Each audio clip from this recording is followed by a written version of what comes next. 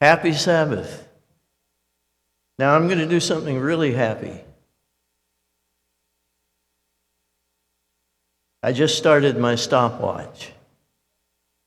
And when we get to 50 minutes, finished or not, we'll finish. How many of you remember years ago when sermons could sometimes go 2 hours? I'm talking about back in the 50s and such. 2 hours, yeah. They encouraged us to keep our sermons down to 1 hour and 15 minutes. Now, that was not original. Rod Meredith was telling us that at one of the ministerial conferences. You really need to keep them down to 1 hour and 15 minutes. So we try to stop before then. 50 minutes is about all you can take. Then you start falling asleep, especially if I'm speaking, right? Well, I took a class, a course, you may not have heard, you can buy, called The Great Courses. You can purchase them and you get CDs or whatever that you put in, and a professor is teaching the course. I mean, an actual college professor. And you could get it on many different subjects. I don't know if they still have that or not. Have any of you ever done great courses or heard of it? You have. Okay. The intellectuals. There's another intellectual right there. Was there anybody over here? No? All the intellectuals on this side? Okay. Well, I took one on the Middle Ages. So here was a CD that I would put in, or I think it may have been larger, but anyway, where I could watch it on TV. You could actually watch the professor teach these classes. But it was on the Middle Ages. And you'd say, Fred, did you really take a course on the Middle Ages? Did you take it in order to help get to sleep? I mean, it actually was very interesting. The Middle Ages are considered from about, normally, 300 to 1000 AD. So you got about 700 years right there, considered the Middle Ages. It covers the fall of the Roman Empire up to, and many of the things that were being taught were by Edward Gibbon. And another, you may have heard of Edward Gibbon, college professor, and another Henry Pireni, which I had never heard of him. Now, historians look at the world news.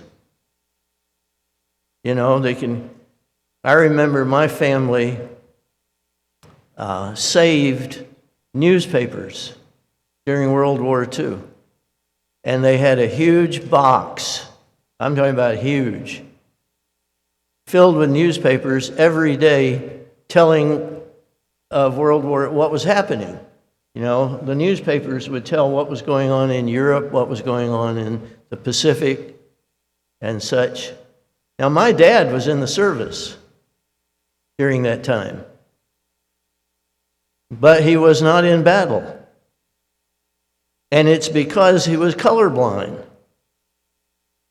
But he wasn't even accepted into the military because he was colorblind at first. But he had gone to Clemson. Some of you may know of Clemson University. You're required in Clemson University, at least you were back then, and when I went, you're required to be in ROTC. And you have a uniform. And once a week, you'd have to get out and drill. And you take classes on military, at least one class. And so, every semester. And so Dad had taken that, and they wanted him in the military, even though he couldn't go. They wanted him to train others. So he went into where they called him up,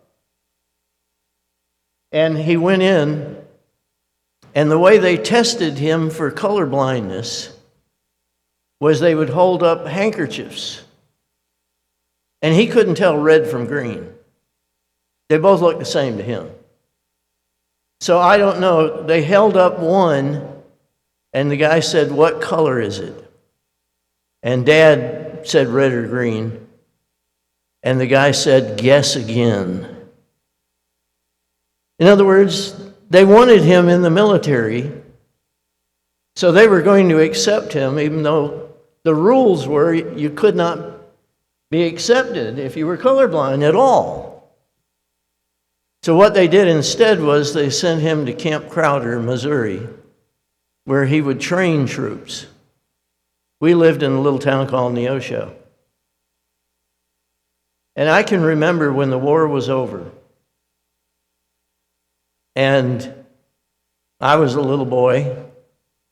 I guess I was 4, maybe nearly 5. And we all went to the officers' club. And they were drinking and drinking and drinking and laughing, celebrating the war over. Well, in one of the rooms there, it was the bachelor officers, the ones who weren't married. And they were in there. And if they were married, their wife was at home with her parents. But anyway, they were all in there drinking, and I was walking around singing, and I was wearing a little sailor outfit. My mother had a little sailor outfit on me. So I would have been about 5 then, nearly 5. And I was singing, "Bell-bottom trousers, coat of navy blue. She loved a sailor, and he loved her too." And then it goes on a little bit. And I was singing that, walking around, and these bachelor officers who were drinking would call me over and say, "Sing that again," and they'd give me a quarter or 50 cents. And I'd run into my mom and say, "Mom, hold this for me." And I'd go back and they'd say, "Sing it again." They were all in a separate room. And I'd sing it again and they'd give me money, and I'd run into finally, Mom thought, "Where is Fred getting all this money?" So she followed me into the other room where it was just bachelor officers here at the Officers Club. It was wonderful. Historians look at the governments of this world, focus on rulers. Roosevelt. Then Harry Truman. Over in Hitler, Mussolini, Stalin, Tojo, Hirohito, Churchill, Chiang Kai-shek. But they don't realize that those men are not the ones who determine the war and the outcome. It's God.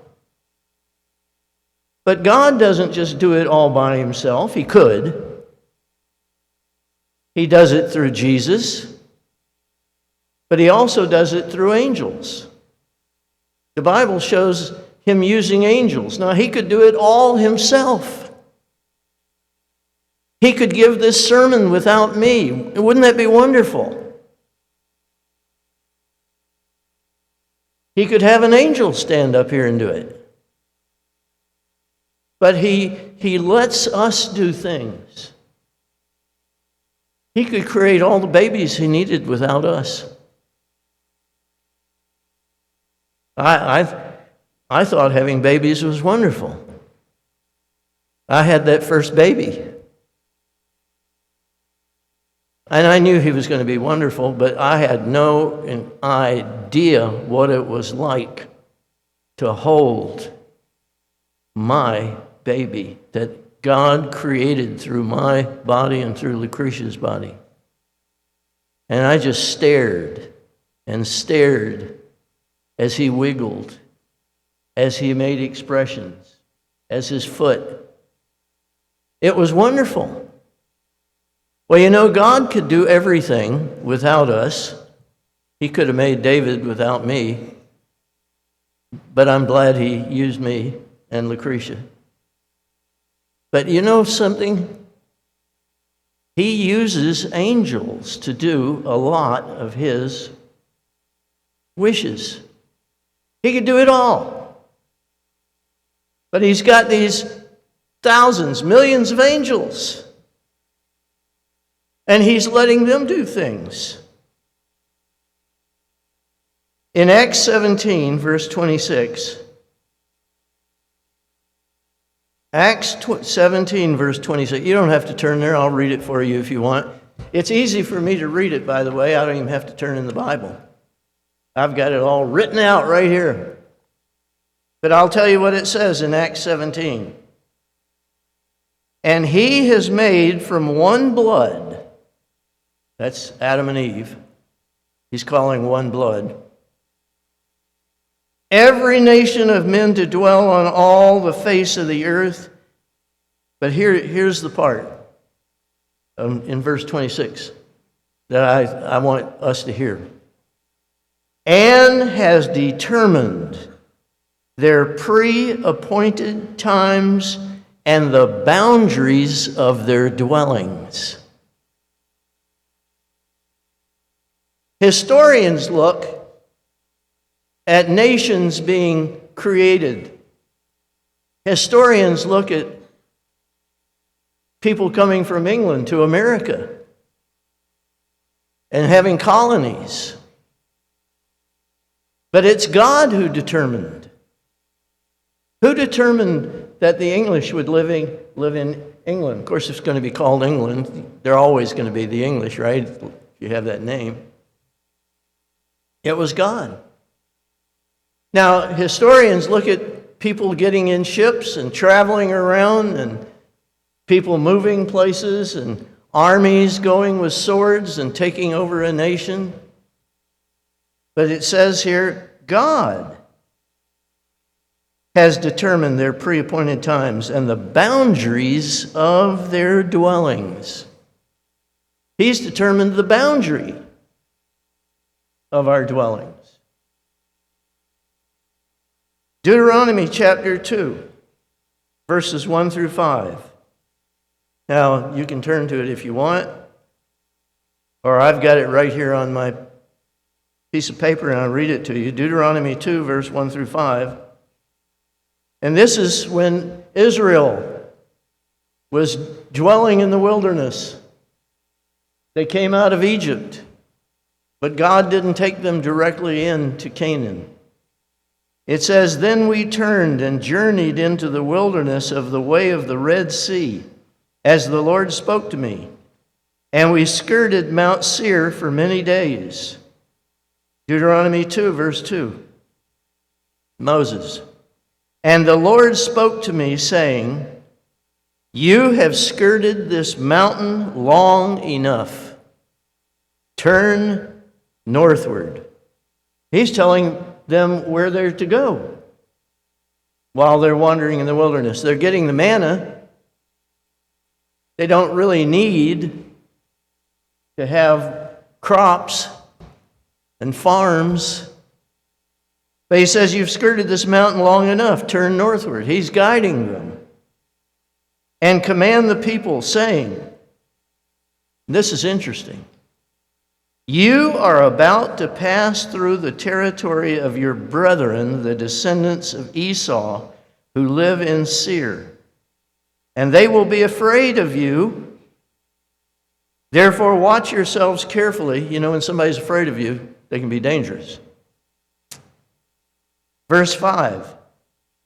Do not meddle with them. All right, here are the descendants of Esau. And he says, don't meddle with them. Leave them alone. For I will not give you any of their land. Now, who determined where Israel was going to live? Who determined where Esau was going to live? It was God. He says, I'm not going to give you any of their land. No, not so much as one footstep, because I have given Mount Seir to Esau as a possession. How did Esau receive this mountain? God gave it to them. Now, he could change his mind and take them out too. He can do it for a period of time and then remove them. And he's done that. I have given Mount Seir to Esau as a possession. Now in Deuteronomy 28, verse 1 and 2. Deuteronomy 28, verse 1 and 2. You can turn there, or I'll read it to you, and you can listen. Now it shall come to pass, if you diligently obey the voice of the Lord your God, to observe carefully all his commandments which I command you today, this is Moses speaking, that the Lord your God will set you high above all nations of the earth. And these blessings shall come upon you and overtake you, because you obey the voice of the Lord your God. Now that's verse 2. I want to drop down in Deuteronomy 28 to verse 12. The Lord will open to you his good treasure, the heavens, to give the rain to your land in its season, and to bless all the work of your hand. You shall lend to many nations, but you shall not borrow. So it's God determining where they live and what their blessings are. And he's telling them, look, don't even consider the land of your brother Esau. I've given that to them. And then he could take it away. But at least for that, he had it. I want to go back to the book of Revelation for a few chapters. Revelation 9, verse 13 through 16. How does God do all these things? Well, he could just do them all by himself. But then the angels he created could sit around and get bored, having nothing to do and no job. So he has his angels do things, just to let them be a part, let them serve. Yeah, as I said, he could get up here and give the sermon and do a really great job, or an angel. But he lets human beings do it. It's a blessing for me. Maybe you're thinking it's not a blessing for you, but it's a blessing for me. I have to sit down and figure out what verses to cover, and that's good for me.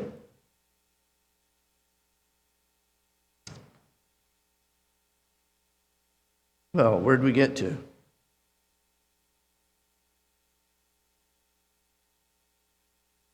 Deuteronomy 28?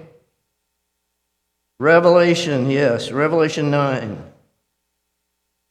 And verse 13 through 16.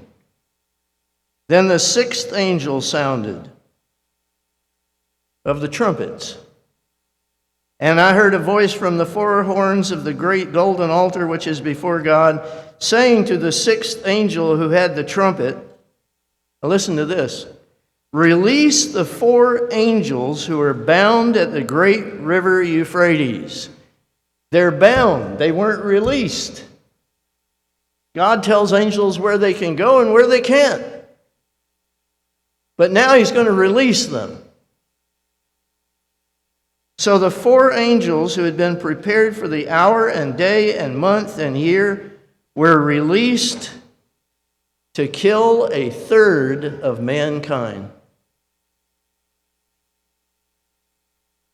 They're not going to do it directly themselves. They're going to do it through humans.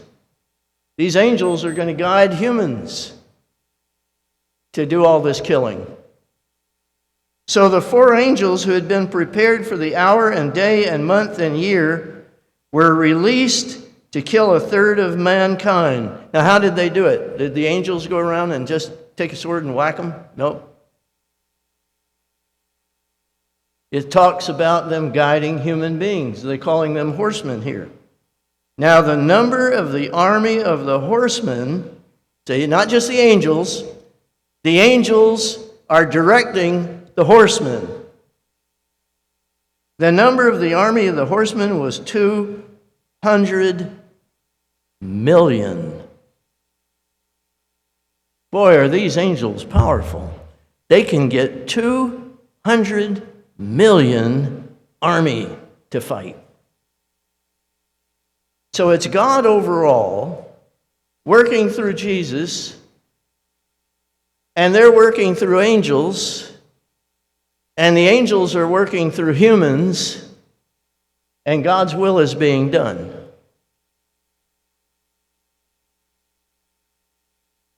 $200 million. Revelation 16. Revelation 16, verse 12 through 16. I'll say it again. Revelation 16, starting in verse 12 through verse 16. Then the sixth angel, now notice angels. God is letting angels do things. He's not just doing it directly himself, but he's guiding angels to do it. The sixth angel poured out his bowl on the great river Euphrates, and its water was dried up so that the way of the kings from the east might be prepared. Verse 13, and I saw three unclean spirits, like frogs, coming out of the mouth of the dragon, out of the mouth of the beast, and out of the mouth of the false prophet. Verse 14, for they are the spirits of demons, performing signs. So God doesn't just use the righteous angels. He doesn't want the demons to be evil. He doesn't want people to be evil. But if a person's going to be evil and God has an evil deed that needs to be done, I say evil, not that God does anything evil, but if he needs somebody to be killed, and God has the right, he gives life, he can take life. He can use a human being, an evil human being, to kill somebody who needs killing. God could just kill him directly. But anyway, these are the spirits of demons performing signs which go out to the kings of the earth and of the whole world to gather them to the battle of that great day of God Almighty. How does God get this battle of this great day of God Almighty? This final, huge battle? God lets angels and demons, gives them permission. Right now, he's not giving them permission to do that. All he has to do is give them permission, and they'll do it. Go out to the kings of the earth and of the whole world to gather them to the battle of that great day of God Almighty. Behold, I am coming as a thief. Blessed is he who watches and keeps his garments, lest he walk naked and they see his shame. And they gathered them together to the place called in Hebrew Armageddon. How is Armageddon going to take place? God is going to release Satan and the demons to have the battle of Armageddon. Now, you'd think Satan and the demons would say, we're not going to do it. But they want to do it. And God releases them. Says, okay, I haven't allowed you to do this. I mean, Satan would have liked to have destroyed Adam and Eve. But God didn't let him. Satan would have been happy if everybody died in the flood. But God didn't let him. They gathered them together to the place called in Hebrew Armageddon. In Luke 4, verse 5 through 8, you'll know this verse. This is one you're familiar with. This is when God allowed Satan to tempt Jesus. And the devil, Luke chapter 4, verse 5, taking him up on a high mountain, showed him all the kingdoms of the world in a moment of time. And the devil said to him, I don't think this is totally true. You know, the devil doesn't always tell the full truth. I'm not sure what he says here is completely true. But he said it.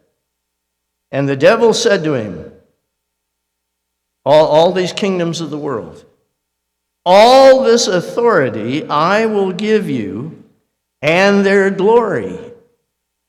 For this has been delivered to me, and I give it to whomever I wish. I suspect that's a little bit of a fabrication, a little overstatement. Therefore, verse 7, if you will worship before me, all will be yours. He's claiming that he owns all the kingdoms of the world and gives it to whoever he wishes. That's maybe a partial truth. I'm sure it is. And Jesus didn't tell him, they're not yours to give. He answered and said to him, get behind me, Satan, for it is written, quote, you shall worship the Lord your God, and him only you shall serve, end of quote. So he didn't do it. But at least Satan claimed they all belong to him. And Jesus didn't say they don't belong to you. A very interesting thing back in 1 Kings chapter 22, verses 19 through 25. And it shows once again spirits being used by God to control nations, happenings, things on earth. God could do it all. He could give this sermon a whole lot better. But he lets me. He lets somebody else lead music. Somebody else give the sermon next week. All around the world, human beings God is using to give sermonettes and sermons and lead music and find places to meet. He doesn't need us, but he lets us, and he lets angels do things. They're his children. He loves them. Whether they're righteous, he doesn't love what all the demons do, but he created them. You know, even if you have a child that is rebellious and goes bad and ends in jail, you don't stop loving him or her.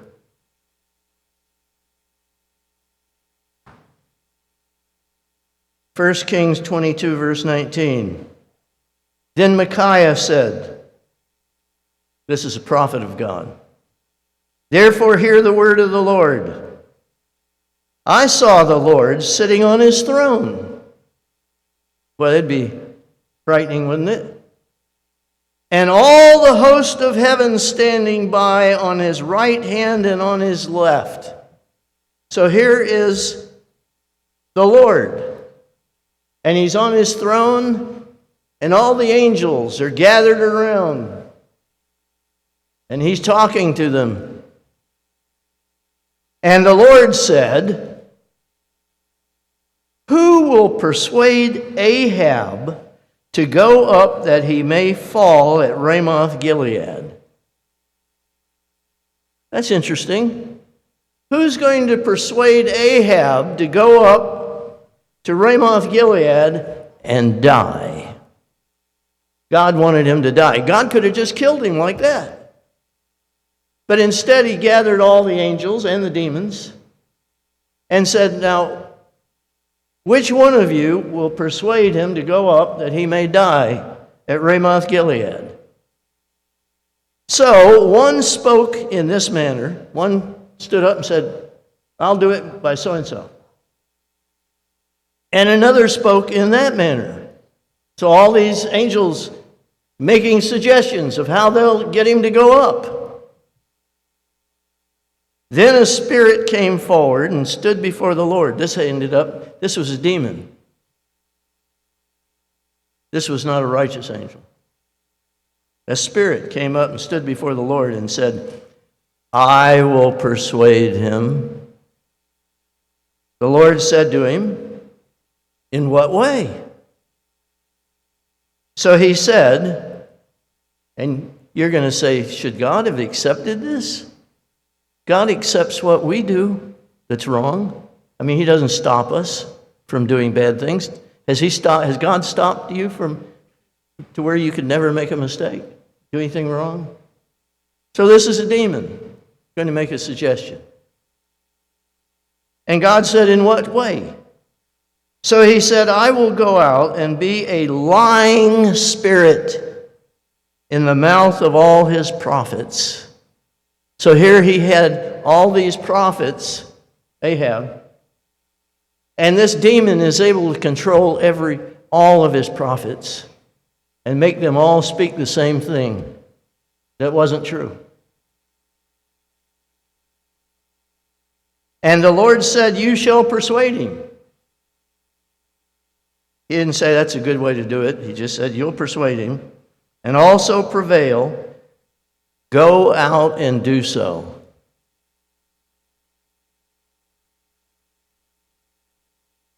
Therefore, look. This is Micaiah speaking, the prophet of God. The Lord has put a lying spirit in the mouth of all these prophets of yours, and the Lord has declared disaster against you. So the righteous prophets telling him, you're going to die if you go do this. Now Zedekiah, the son of Chenaanah, went near and struck Micaiah on the cheek and said, which way did the Spirit from the Lord go from me to speak to you? Well, actually, Zedekiah was not a righteous prophet of God. So he said, which way did the Spirit from the Lord go from me to speak to you? And Micaiah said, and I wonder what happened. I've always wondered, what scary thing happened? Because Zedekiah was a false prophet. And so it was Satan or the demons that were talking to him. But he said, which way did the Spirit of the Lord go from me to speak to you? Well, the Spirit of the Lord wasn't with you, Zedekiah. It was with Micaiah. And Micaiah said, indeed, you shall see on that day when you go into an inner chamber to hide. Why would he be going into an inner chamber to hide? There's some danger on the outside. So he goes into an inner chamber, and it may be dark in there. And suddenly, a spirit appears, a demon.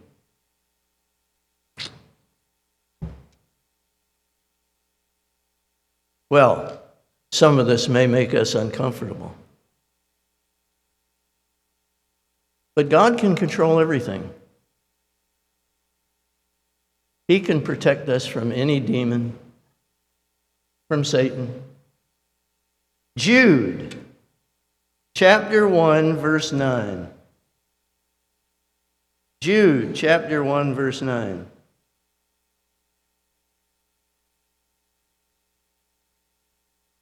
He says, yet Michael the archangel, in contending with the devil, when he disputed about the body of Moses, wouldn't you be interested to know? God hid the body of Moses.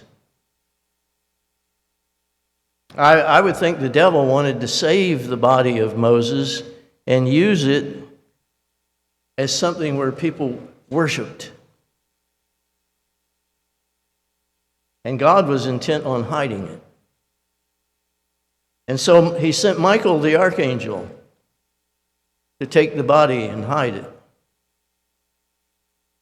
And he disputed with him, dared not bring against him a reviling accusation, but said, the Lord rebuke you. When he was contending, the devil sits in a position of authority.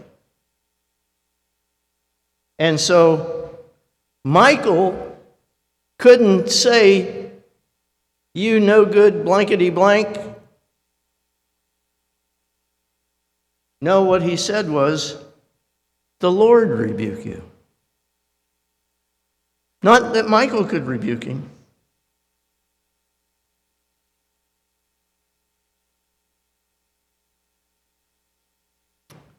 Let me see how much time we have left. Oh, still some time. 15 minutes or so. Daniel chapter 4, verses 30 through 35. We don't, normally when we look at World War II, as I said, we look at Stalin, Hitler, Roosevelt, Truman, Churchill. They were not really in control. It was spirits that guided that entire thing.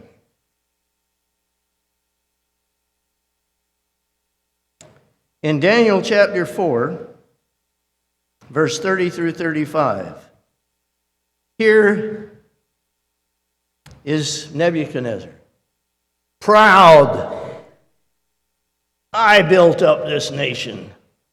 I'm the one who did it. I'm the ruler. The king spoke, saying, is not this great Babylon that I have built for a royal dwelling by my mighty power and for the honor of my majesty? Now, it was God who allowed angels and demons to build Babylon. He had prophesied it. It was prophesied to be there. So he wasn't giving God the glory. He was giving himself the glory. And verse 31, it says, while the word was still in the king's mouth, a voice fell from heaven. King Nebuchadnezzar, to you it is spoken. The kingdom has departed from you, and they shall drive you from men, and your dwelling shall be with the beast of the field. They shall make you eat grass like oxen, and 7 times shall pass over you. That usually is understood to mean 7 years. Until you know that the Most High rules in the kingdom of men and gives it to whomever he chooses. That very hour the word was fulfilled concerning Nebuchadnezzar. He was driven from men and ate grass like oxen. His body was wet with the dew of heaven, till his hair had grown like eagle's feathers and his nails like birds' claws. And at the end of the time, I, Nebuchadnezzar, lifted my eyes to heaven, and my understanding returned to me. And I blessed the Most High and praised and honored him who lives forever. For his dominion is an everlasting dominion, and his kingdom is from generation to generation. All the inhabitants of the earth are reputed as nothing. He does according to his will in the army of heaven. Interesting expression, army of heaven. And among the inhabitants of the earth, no one can restrain his hand or say to him, what have you done? Then in Daniel chapter 10, We'll read a little bit of Daniel 10. We still have a few minutes. Daniel 10, verse 1. We'll start there. In the third year of... I heard somebody laughing over here. I love it. Thank you. Even when I'm not trying to be funny, I'm obviously funny to somebody over here.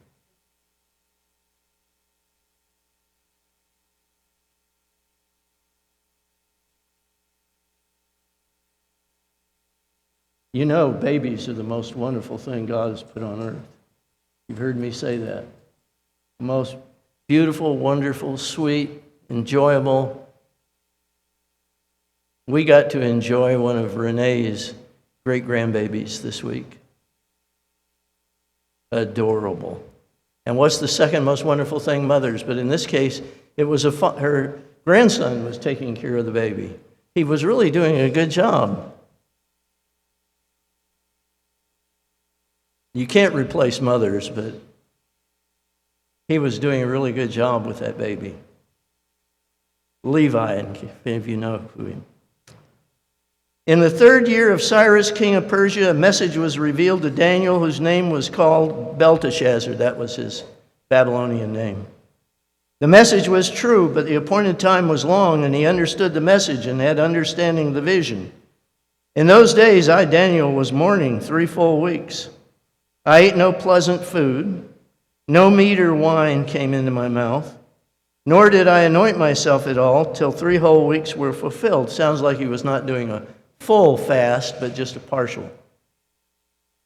Now on the 24th day of the first month, as I was by the side of the great river, that is the Tigris, Daniel 10, verse 5, I lifted my eyes and looked, and behold, a certain man clothed in linen, whose waist was girded with gold of Uphaz.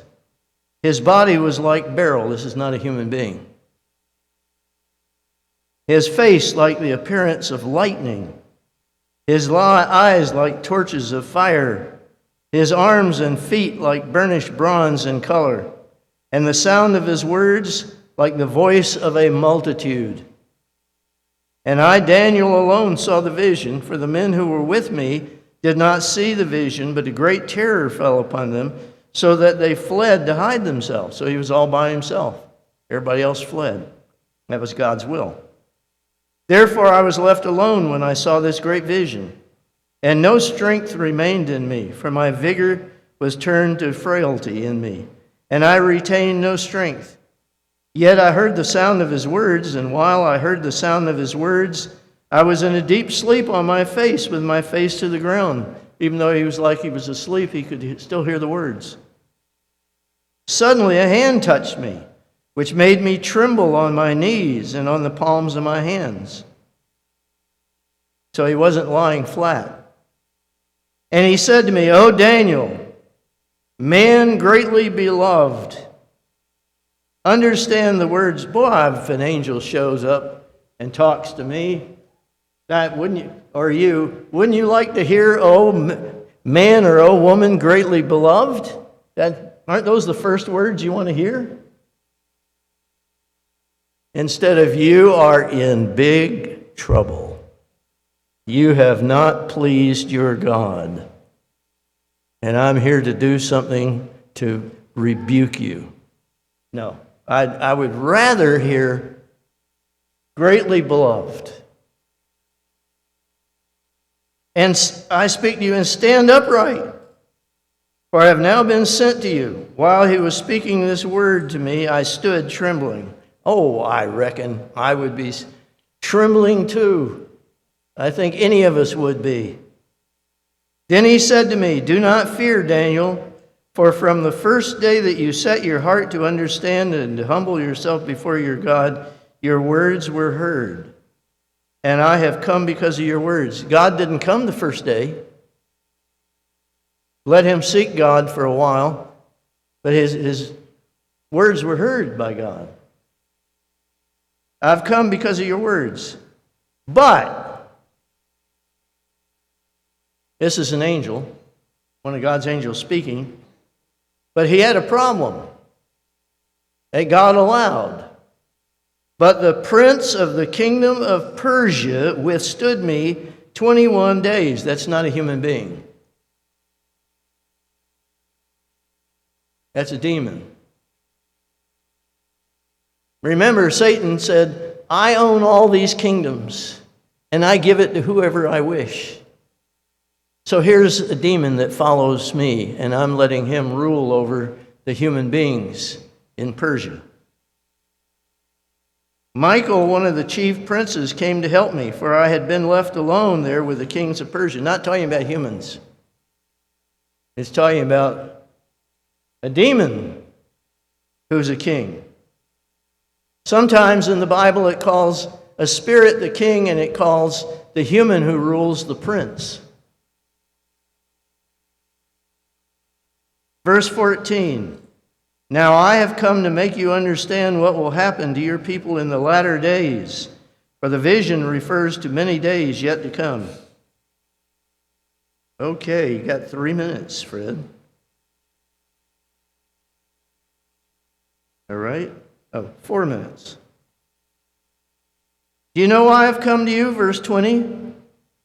Daniel 10, verse 20, 21. And now I must return to fight with the prince of Persia. And when I have gone forth, indeed, the prince of Greece will come. But I'll tell you what is noted in the scripture of truth. No one upholds me against these except Michael, your prince. In Daniel 12:1, it says, at that time Michael shall stand up, the great prince who stands watch over the sons of your people. Now, I'd like to turn to Ephesians 6, and we'll end up in Ephesians 6. I just say that to make you feel like there's hope. Ephesians 6, and I'm going to read verse 11 through 18, and I'm going to have to do it a little swiftly to get it in 3 minutes. Ephesians 6:11, put on the whole armor of God, that you may be able to stand against the wiles of the devil. For we do not wrestle against flesh and blood, but against principalities, against powers, against the rulers of the darkness of this age, against spiritual hosts of wickedness in the heavenly places. That's Satan and the demons. Therefore, take up the whole armor of God, that you may be able to withstand in the evil day, having done all to stand. Stand therefore, having girded your waist with truth, having put on the breastplate of righteousness, and having shod your feet with the preparation of the gospel of peace. Above all, taking the shield of faith, with which you will be able to quench all the fiery darts of the wicked one. Verse 17, and take the helmet of salvation and the sword of the Spirit, which is the word of God, praying always with all prayer and supplication in the Spirit, being watchful to this end with all perseverance and supplication for all the saints. So we are delivered from Satan and the demons that God allows to do so much. He allows them to do a lot. But we're delivered by having a relationship with God and having His Spirit. So prayer, Bible study, humility, faith, obedience, and we're protected.